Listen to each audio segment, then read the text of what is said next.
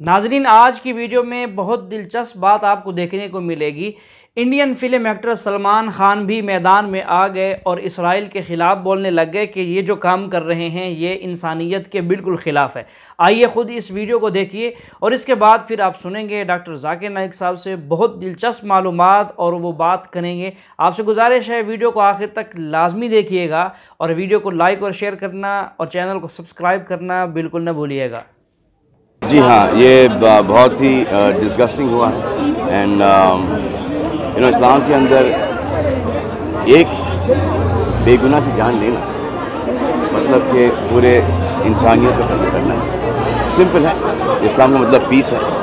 तो this is just people, ये Islamic तो है ही नहीं। ये जैसे ऐसे ही लोग हैं जो कि अपने फ़ायदे के लिए ये सब घटिया जलील हरकतें कर रहे हैं। आपके तकरीर में मेरे समझ में ये आ रहा है कि कुरान में सबसे ज़्यादा इंसानियत है। मेरा सवाल ये है कि दुनिया में हम जो प्रैक्टिकली दुनिया में देख रहे हैं, ये मुस्लिम ही ज़्यादा सबसे आतंकवादी है और जो मासूम लोगों की हत्या कर रहे हैं, तो इंसानियत कहाँ है? माशाल्लाह, भाई साहब ने 2 दिन तकरीर सुनी और उसे यकीन हो गया है क्या कुरान में सबसे ज़्यादा इंसानियत है। माशाल्लाह, उसके लिए मुबारक देता हूँ। लेकिन सवाल अहम है, सवाल गलत नहीं, आपका सवाल सही है। सवाल है कि हम देख रहे हैं मुसलमान ही आतंकवादी है।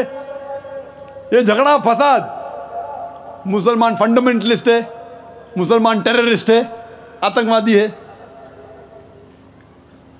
जब हम कुरान पढ़ते हैं तो हमें इसका इज़हार होता है। लेकिन ये है क्यों गलतफहमी, जिस तरीके से मीडिया गलतफहमियाँ फैलाती है हम उसको इग्नोरेंस में, अनजाने में मान लेते हैं। टेररिस्ट के मानी क्या है? मैं कहता हूं हर मुसलमान टेररिस्ट होना चाहिए, आतंकवादी होना चाहिए। आतंकवादी की मानी क्या है तो समझ लो। टेररिस्ट उसे कहते हैं जो इंसान दूसरे इंसान के दिल में टेरर पैदा करता है। अगर कोई चोर पुलिस को देख रहा है तो उसके दिल में टेरर आता है, खौफ आता है। उस चोर के लिए पुलिस टेररिस्ट है। इस तरीके से हर मुसलमान, कोई भी एंटी सोशल एलिमेंट मुसलमानों को देखता है उसके दिल में खौफ आना ही चाहिए। अगर कोई चोर मुसलमान को देखता है, कोई बलात्कार करने वाला मुसलमान को देखता है, कोई भी एंटी सोशल एलिमेंट मुसलमान को देखता है, उसके दिल में खौफ होना ही चाहिए। कुरान मजीद में अल्लाह ताला फरमाते हैं सूरह अनफाल में, सूरह नंबर 8 आयत नंबर 60 में, खौफ पैदा करो उन लोगों के दिल में जो लोग एंटी सोशल है, जो हक को इनकार करते हैं, उनके दिल में खौफ डालो। लेकिन सवाल यह है कि कई बार एक शख्स एक काम करता है, उसे 2 लक़ब दिए जाते हैं। मिसाल के तौर पे हिंदुस्तान 60-70 साल के पहले अंग्रेज हम पर हुकूमत करते थे। कई साल किया। बहुत से हमारे इस देश के हिंदुस्तानी थे जो इस देश की आज़ादी के लिए झगड़ा कर रहे थे। इनको अंग्रेज कहते थे आतंकवादी, टेररिस्ट। हम आम हिंदुस्तानी कहते थे देशभक्त, फ्रीडम फाइटर, पेट्रियट। वही आदमी, वही काम, 2 लक़ब, 2 टाइटल। अगर आप अंग्रेज की बात मानते हैं, अंग्रेज कहते हैं हमें इस देश पे हुकूमत करने का हक है। अगर उनको हक है तो ये लोग को हम टेररिस्ट बिल्कुल सही कहेंगे। लेकिन आम हिंदुस्तानी कहता है ये अंग्रेज तो तिजारत करने आए थे, इनको हम पे हुकूमत करने का क्या हक है? तो हम कहेंगे ये लोग हैं देशभक्त, फ्रीडम फाइटर्स, पेट्रियट्स। सेम आदमी, सेम काम, 2 लक़ब। वही आदमी, वही काम, 2 लक़ब। अगर आप अंग्रेज की बात को मानते हैं कि अंग्रेज को हक है इस देश पे हुकूमत करने का, हम मानेंगे कि वो आतंकवादी है, चाहे वो भगत सिंह हो या। लेकिन आम हिंदुस्तानी कहेंगे नहीं, ये तो देशभक्त है। तो आप किसके नजरिए से देखते हैं चीज को, फिर आप फैसला करेंगे वो आतंकवादी है कि देशभक्त। आपके हिसाब से भगत सिंह देशभक्त था कि आतंकवादी था? सतीश भाई, देशभक्त। देशभक्त, आतंकवादी नहीं था ना? था के? भगत सिंह देशभक्त था कि आतंकवादी था? देशभक्त, देशभक्त। हाँ, मैं भी समझता हूँ देशभक्त था। हम अंग्रेज की बात को नहीं मानते। तो जब अंग्रेज टेलीविजन पे कहते हैं, CNN BBC पे, कि मुसलमान आतंकवादी, आप क्यों मानते? सवाल वो नहीं है। मेरा जो सवाल था, आता हूँ, मेरा पूरा जवाब मुकम्मल नहीं हुआ। जवाब मुकम्मल होगा फिर आपको मौका दूंगा मैं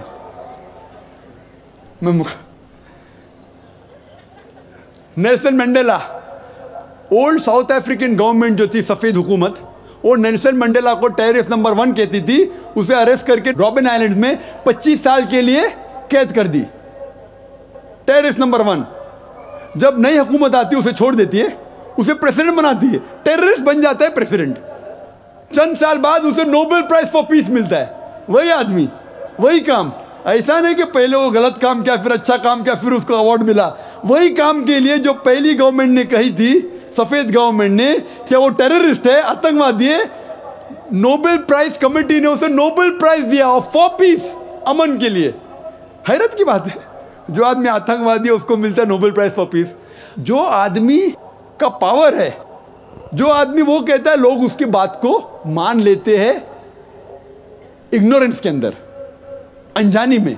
लेकिन कुरान कहता है सूरह इसरा में, सूरह नंबर 17 आयत नंबर 81 में, वकुल जाल हक वज़ाक़ल बातिल इन्नल बातिल काना ज़हूक़ा। जब हक बातिल से टकराती है, बातिल का सर्वनाश हो जाता है।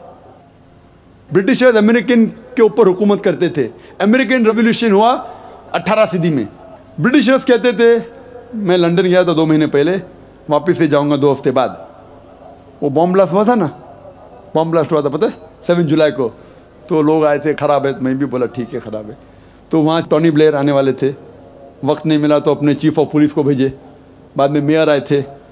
तो मैंने उनसे पूछा, आपकी देश, इस देश ब्रिटिश गवर्नमेंट जब हुकूमत कर रही थी अमेरिकन गवर्नमेंट पे 18 सदी में, वो जॉर्ज वॉशिंगटन और बेंजामिन फ्रैंकलिन को टेररिस्ट नंबर 1 कहते थे, टेररिस्ट। उसके बाद जॉर्ज वॉशिंगटन बन जाता है प्रेसिडेंट ऑफ यूएसए, टेररिस्ट बन जाता है प्रेसिडेंट ऑफ यूएसए। वो गॉडफादर है, गुरु है, किसका? जॉर्ज बुश का भी, ठीक है ना, जॉर्ज बुश का गुरु है। वो जो आतंकवादी आप कहते थे, उसके शागिर्द के दोस्त भी आप है। क्या बात है, आपका नजरिया क्यों बदल रहा है?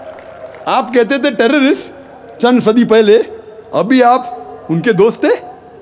तो हमें यह तहकीक करना चाहिए कि क्यों उसको वो लक़ब मिला।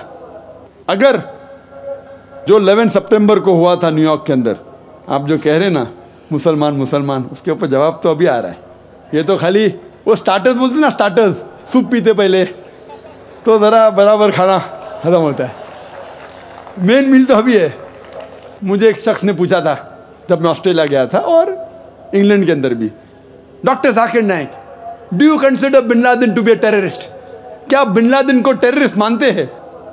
तो मैंने कहा, भाई मैं बिन लादेन को जानता नहीं हूँ, मैं यही नहीं कह सकता हूँ वो टेररिस्ट है क्या नहीं, अच्छा है क्या बुरा, मैं नहीं जानता हूँ। कुरान में लिखा है सूरह हुजुरात में, सूरह नंबर 49 आयत नंबर 6 में, कि जब भी कोई बात कोई कहता है, पहला तहकीक करो फिर दूसरे तक पहुँचाओ।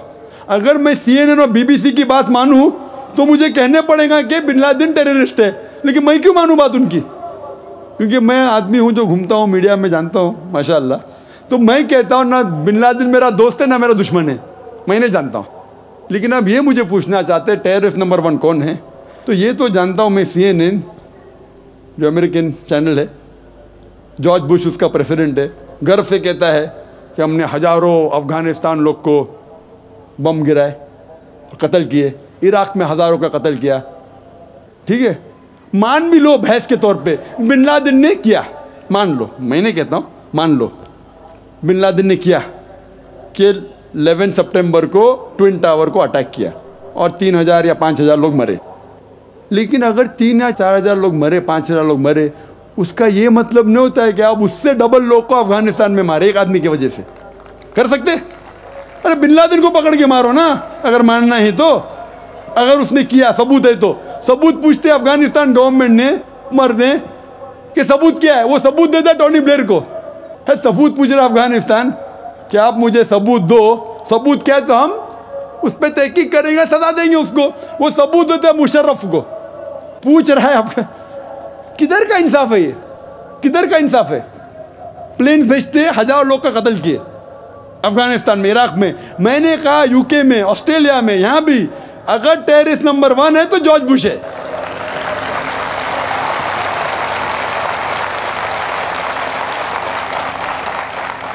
देखें, हक बोलने वाला ये मर्द हमेशा हक बोलता रहा अपनी जवानी में भी, यहाँ तक कि आज अगर बुढ़ापे को पहुँच गया और यहाँ तक कि इंडियन गवर्नमेंट ने इनको मुल्क से बदर कर दिया, निकाल दिया और ये अपने मुल्क को छोड़कर जिला वतन होकर वहाँ से चले गए, आज कहीं और रह रहे हैं। अल्लाह ताला ने इनकी हिफाजत की है। तो ऐसे है, हमेशा बंदा हक बात कहता रहे। हदीस पाक में भी आता है कि कुलिल हक़ वलौ मुर, कि अगरचे कड़वी लगे हक बात फिर भी कहो, और जाबिर बादशाह के सामने भी हक बात कहो। तो नाज़रीन, बहुत अच्छी अच्छी बातें हैं जो डॉक्टर साहब कह रहे हैं और हक़ाइक़ पर मबनी हैं।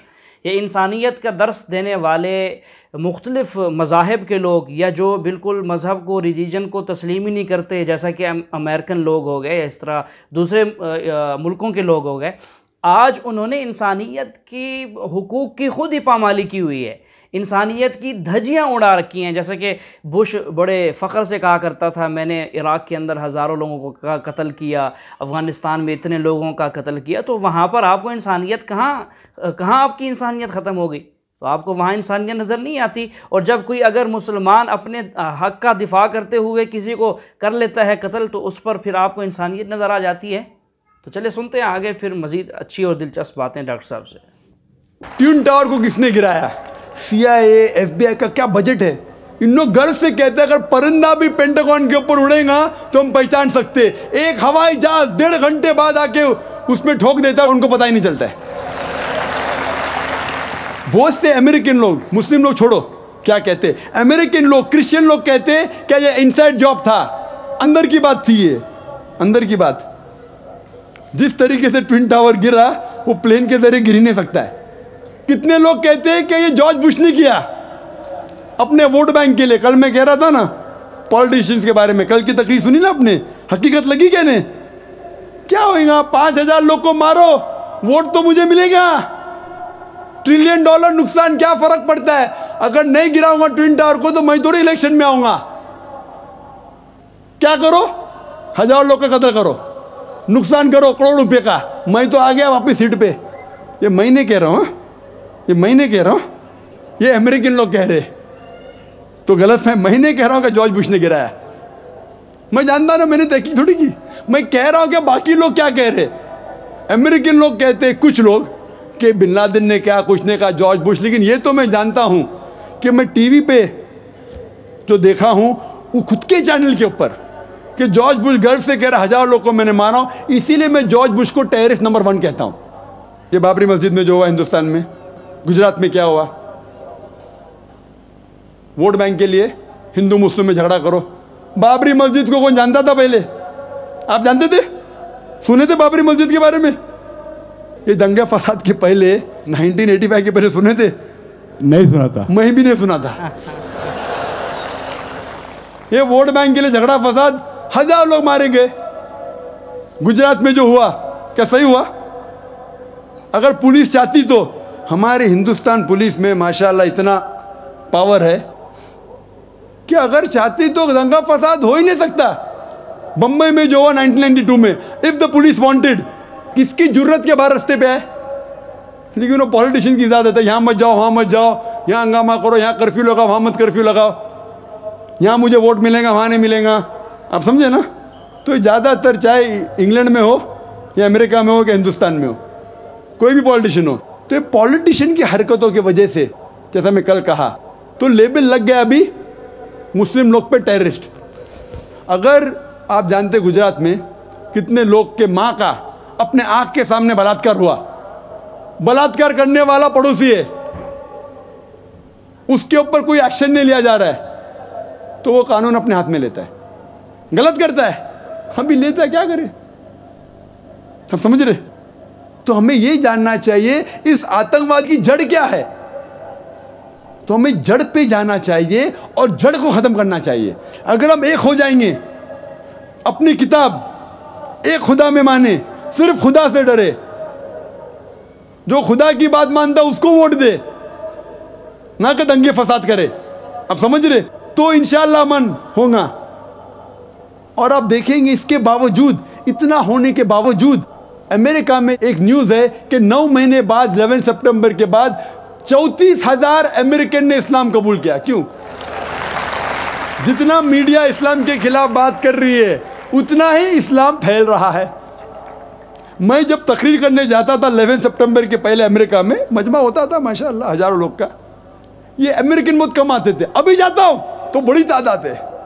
ये जानना चाहते क्या इस्लाम में? आप भी आ जाए, शायद 11 सितंबर के पहले नहीं आते थे, बराबर कि नहीं? आप जानना चाहते क्या मजहब है ये आतंकवादी मजहब, मैं भी तो देखूं। आके मुतासिर हो गए क्या नहीं? अल्हम्दुलिल्लाह। डंके की चोट पे कहता हूं, मैं क्यों डरूं किससे? क्योंकि अल्लाह ताला फरमाते हैं सूरह इमरान में, सूरा नंबर 3 आयत नंबर 54 में, मकरुम मकरल्लाह वल्लाहु खैरुल माकिरीन। उनने प्लान किया, प्लानिंग की, अल्लाह ने भी प्लानिंग की। सबसे बेहतरीन प्लानर अल्लाह है।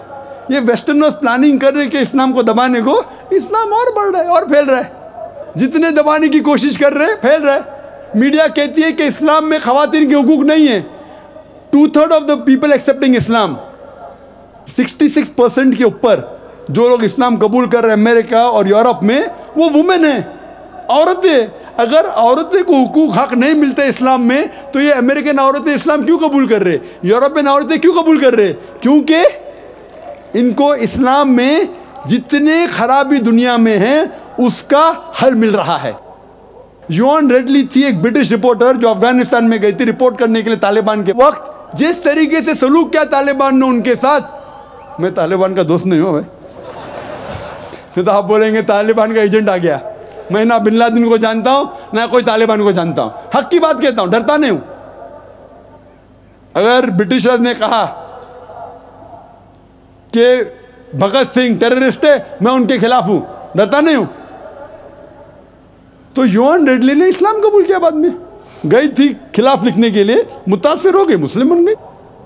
तो इसीलिए हमें हक की तहकीक करना चाहिए और हमें जो लोग हक के खिलाफ है उनके साथ जंग करना चाहिए, तभी इस दुनिया में अमन होगा। नाजरीन, उम्मीद करता हूँ आपने वीडियो को आखिर तक मुकम्मल देखा और आपको वीडियो अच्छी लगी होगी, आपको बहुत मालूमात मिली होंगी। तो मुझे इजाज़त दीजिए, इससे अच्छी वीडियो लेकर आपकी खिदमत में फिर से हाज़िर होऊंगा। तब तक इजाज़त दीजिए, अल्लाह हाफिज़।